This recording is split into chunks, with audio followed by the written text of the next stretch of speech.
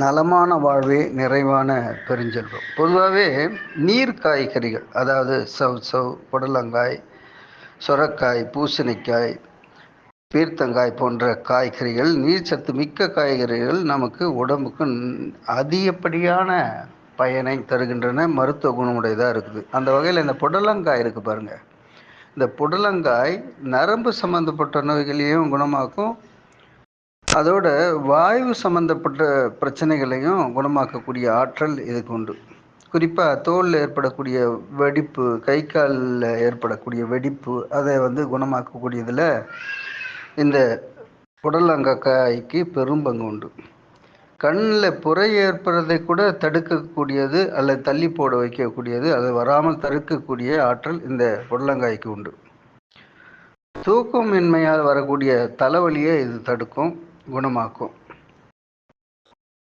வாதம் என்ற சிக்கலை தீர்க்கிறதுல இதுக்கு ஒரு பங்கு உண்டு.